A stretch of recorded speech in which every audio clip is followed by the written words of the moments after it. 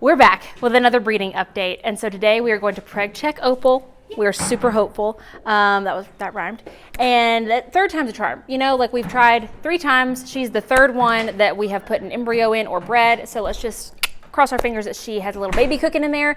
And then we are going to check other mares to see who's ready for semen, who's ready for embryos. Like if we need to wait till next week, and we're trying to time things with my young stallion Denver. So lots of things happening. And then at the end of the video, we are going to take Raven and Moose on a little trip. They're going on the trailer, they're going to the vet's clinic, and that's gonna be a whole thing. And we might answer some breeding questions in there. So stay tuned for that, and let's get to checking.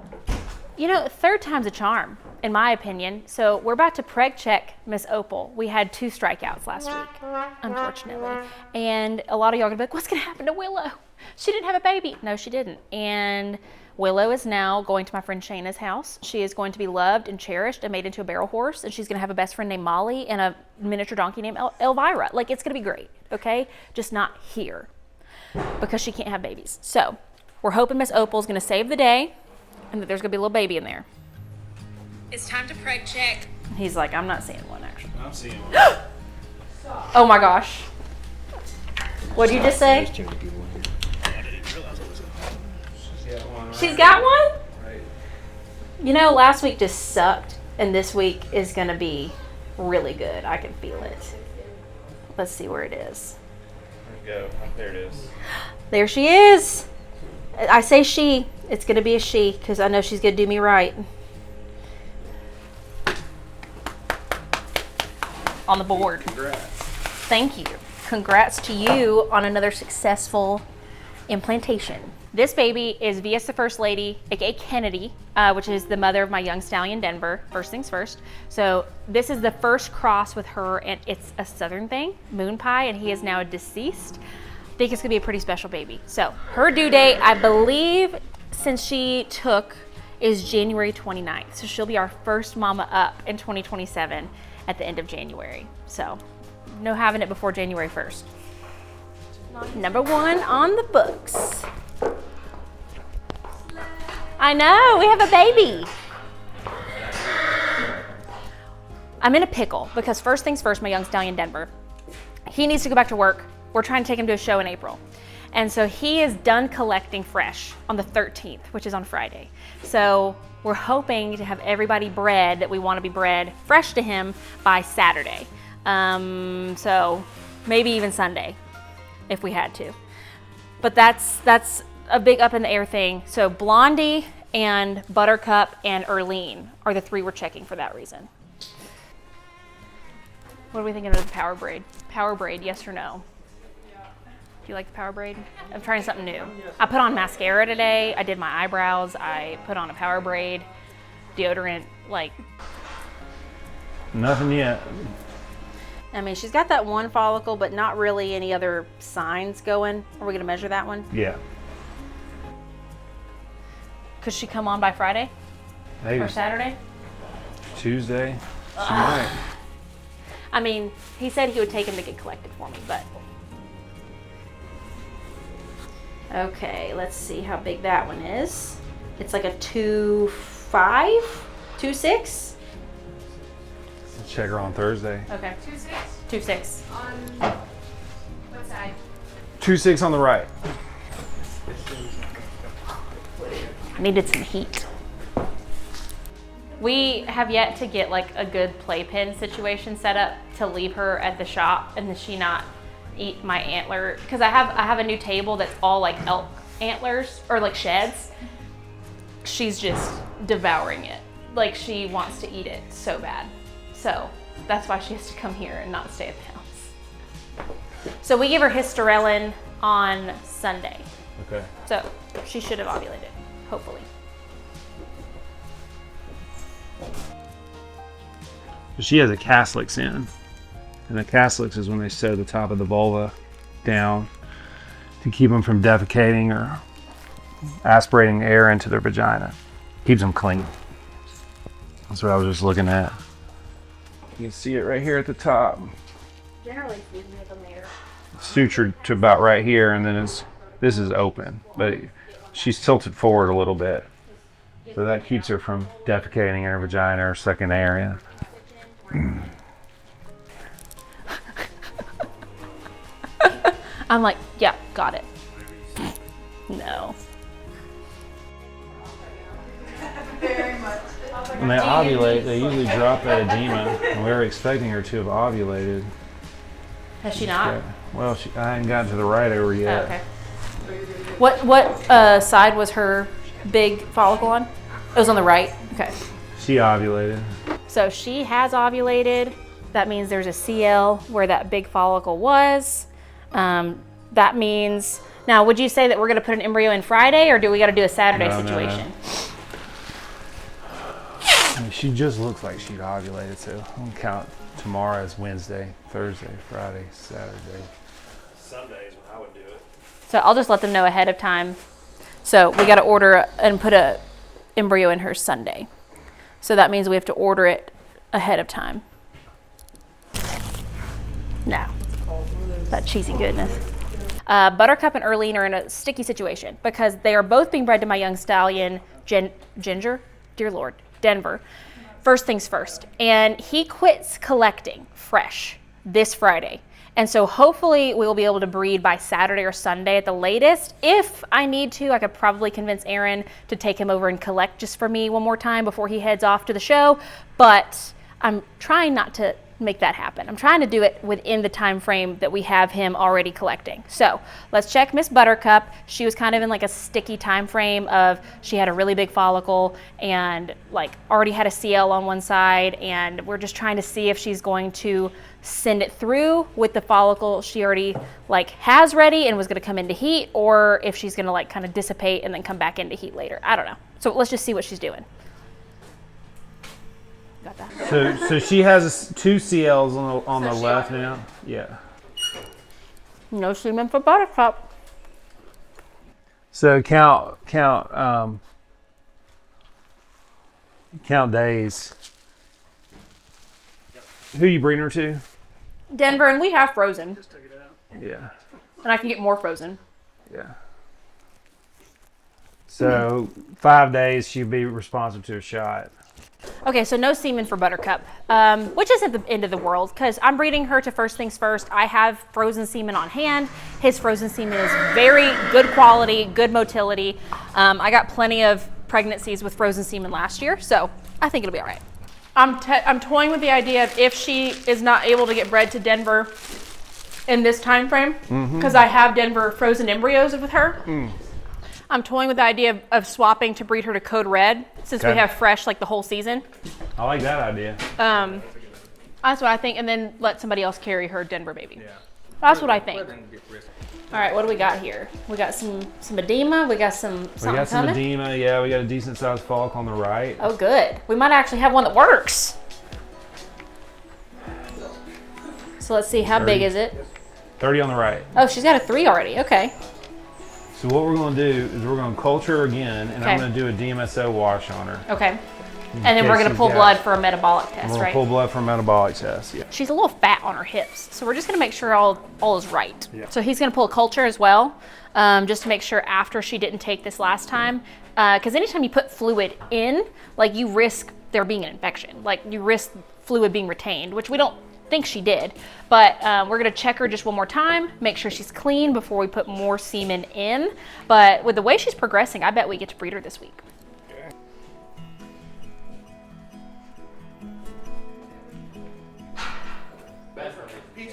Hey, make a little lane for the doctors to come in and out. We were just like barricaded right here where he couldn't get through. Was that one of those times? If not you, then who? Was that one of those times? Like you told me the other day that I come across wrong sometimes. Was that one of those times? No. Was that a little too curt? No.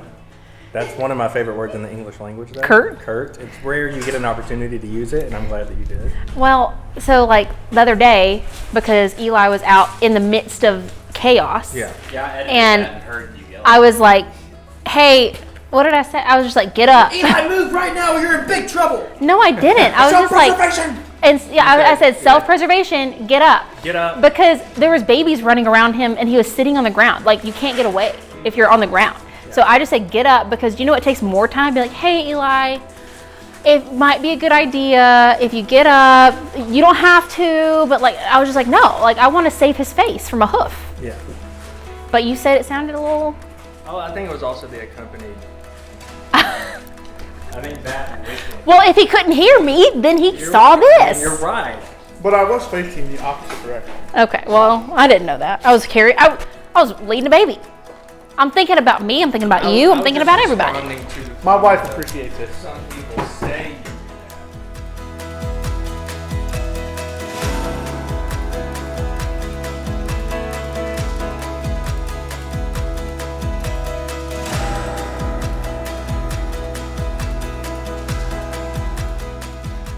So because they're putting all this fluid in, just like I was talking about, you want to make sure it comes out. Hold on. So we're giving her a shot of oxytocin, which is going to make that uterus kind of cramp a bit. But when it cramps, it just like expels all the fluid out. So we'll also let her go run around. That'll help too. And last but not least is Ginger. So Ginger's being bred to unbridle your dreams. She's been kind of just slowly coming in naturally, not really building follicles as fast as we had predicted. So we're gonna see what she looks like today. We might have to do counter-to-counter semen tomorrow if she's ready. If not, we might be able to just get normal shipping semen and breed her Thursday or Friday. Hopefully we're breeding this week though. Looking a little, I see the tomato. We're gonna measure that one. Nate says it's a 3-4. Cervix is getting a little softer. We'll see. He says her cervix is getting softer. What is it? What's it at? Very well. It's only a 3-1. You're off by 0.3. Let's do Friday. Let's put Shout her, counter to counter Friday. put her with Checker Thursday. yeah, checker Thursday. Put her And then with, Hysterellin Thursday. yeah. Okay. She'll be synced out with what's the other one we're gonna breed? Erlene. Yeah. I forgot we gotta bungee the gates open. So like the way that we haul mamas and babies is we either, if we have like multiple, we take the cattle trailer because they have like bays. And then with this one, if we haul a mom and baby, we put mom at the very big front, and then we have the dividers bungeed to the side so that the baby has like, they have the entirety of the trailer essentially.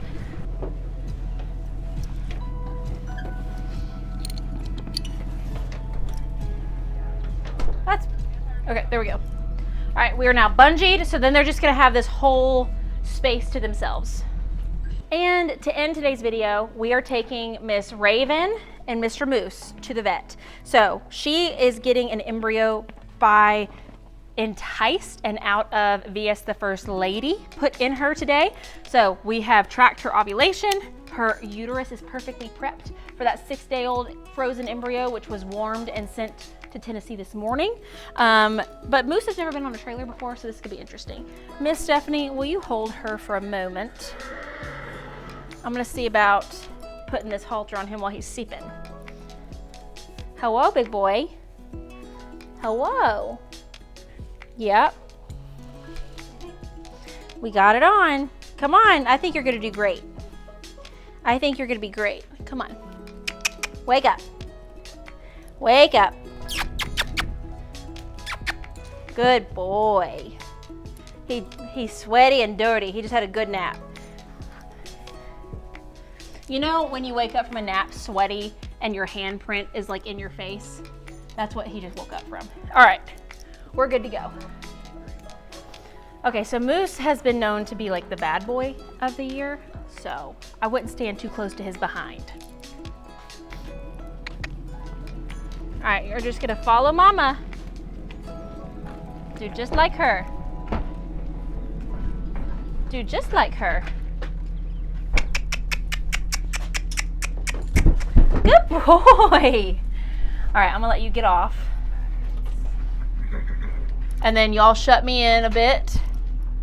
Good boy. And then let me out. All right. We are going to ask you a couple questions that people have asked on Facebook. Okay.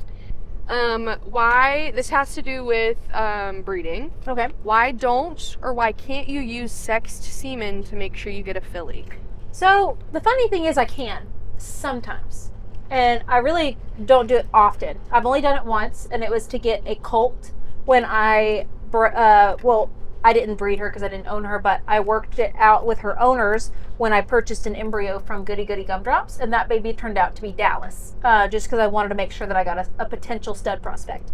So what they do, and this is a very crude explanation of when they sort the semen to have sexed semen. So with VS Code Red, I actually do have sexed filly and colt semen on hand, but it's frozen. So what they do is they spin it, and I believe you can do it fresh. It's so expensive and time consuming that you mostly want to do frozen so that you can use it in like small doses for ICSI and whatnot. Because if you use it for ICSI, you can use that semen to the fullest potential and get lots of pregnancies out of it versus like spending all this time and money for one breeding and then it might not even take. So we had his semen sorted one time and got something like 10 doses each of filly and colt. Now, not everywhere has that ability. Luckily, my stallions are standing in like the prime location for having the vets and the facilities that offer those types of things. But I think what they do is they like spin the semen, and this is why it's only like 96% accurate. Like the sperm that dropped to the bottom, I can't remember if those are the colts or the fillies. I'm going to say it's the colts. The colts drop to the bottom. And I think it's like one stays at the top and one goes to the bottom. I think that's how it's done. And so like, yes, I can do that and I try not to use it up because I only have so much of it. So sometimes I don't really necessarily care and I'll just take my chances. But that's like a very niche and like new technology. That's not something that's been done in horses for super long time. And it's also, like I said, it's expensive, it's time consuming, it's you have to store it. Like most of the time you're going to use frozen only, and a lot of people don't want to breed with frozen semen if they don't have to. And so doing ICSI, if I want to make sure that I get like a filly or something, sure, I'll use his frozen semen. But I have yet to come across another stallion that offers that. And I basically did it because it's my own stallion. So it's just not something that's like readily available. And if it is, it's pretty much ICSI only due to like just the cost of it. So yeah. Did that answer your question? Yeah. I think it did. All right. What goes into deciding which stallion to breed to each mare? So I'm a big advocate for caring just as much about the quality of your mare as your stallion. So you need to be completely okay if a clone of your mare comes out. Like, sure, if you have a mare that has a flaw and you want to help that flaw, you can take your chances and try to pair her with a stallion that complements her. And that's basically what we do. So we evaluate each of our mares. We say, maybe she needs a deeper hock, meaning like I really want to pair her with a stallion that like reaches up underneath himself with those back legs while he's trotting and cantering. Like I want to help her out with that. And so you can try by pairing her with a stallion that has a proficiency in the thing that she has a weakness in. But I think you need to be 1000% okay if like a complete copy of your mare comes out. Like if your mare said, I'm just going to use 0% of the genetics from this stallion, because that might happen. Yeah. It truly might happen. It's not a 50-50 of stallion and mare. And a lot of breeders think the mare is even more important. And so mare power, I believe, is just as important as stallion power, if not more. And so sure, we look at each of our mares and we say, what can we help her with? And then we try to pair her with that stallion. So like, let's say we have like the most wicked talented horse as a mare. Maybe she went and showed, maybe she's just like a wicked mover, she's talented, she's got all the pieces, but she's got like a hot attitude, like she's like maybe a little hot tempered or whatever. You might be able to pair her with a really even temperamented, like, cool headed stallion that's known for throwing good temperamented babies to try to help her. But again, you gotta weigh the odds that might not happen. Next one has to do with foals. Okay. Whenever you are taking the foal out into the pasture or the arena or back to its stall, Right. the butt rope. What is the purpose of using that rope around its butt? So, and I think there's not really a right way to do it and a wrong way to do it. So the reason we like doing the like little foal suitcase method where we put a rope around their butt, and then I usually, when they're little enough, I do a rope around their chest, and then I use my hands as well to guide them out, because they don't come out knowing how to lead. Yeah. You know, like, and some people just let the foal like follow the mom. In our certain circumstances, there's just a lot for that baby to like get into in between stall and pasture. There's just a lot of like ways for it to, you know, get away from us and then caught get up too into far. something. Yeah, like it just, there's too much going on, there's too many things, and so we think it's the safest to lead them out. And I personally like starting them to get used to that halter and get used to us touching on them and guiding them, and then slowly we teach them to give to pressure with their halter, and then usually by like 6 weeks they're leading without a butt rope. But the butt rope specifically is so that they don't go backwards. So it keeps them going forward, it keeps them leverage to where they're not gonna hopefully flip over and hurt themselves. So it keeps forward motion. That's hopefully what it does. Sweet. Easy, big boy. Hi. Hi, big boy. Good job riding in the trailer. Easy, Raven. All right, don't fall on your face. Mommy's gonna come out too. Mommy's gonna come out too. Good boy. Good boy. Okay, if you'll come hold him right here. Don't let him flip over backwards. Whoa, big girl. You're okay. Don't hit your head. Good Lord. All right, let me swap with you. Oh, let me hand you Mama if you don't mind. I know. Let me hand you Mama because I'm going to lead baby. He's a little, this one's rough. This one's rough. He's big boy too. All right. This is Moose. He's big boy. And he likes to give you high fives in your boobs with his front feet. Come on, big boy. Oh, watch out. I've gotten many a bruise from him. Okay, so they're going to stay here overnight, and then she'll get an embryo this evening. The place that we keep our embryos, which is Equa Embryo, they warmed it this morning, put it on a plane. It's getting here, I think, like at 3 o'clock, and then it'll get couriered over here, and they'll put it in this evening, which is going to be super duper exciting, and hopefully it sticks. So with the fact that it's 6 days old already, that embryo, like it's already 6 days old, so we don't have to wait the full 14 days to preg check her like we would if we were breeding her like normal. So in about 8 days, we'll check and see if that baby stuck. So let's cross our fingers.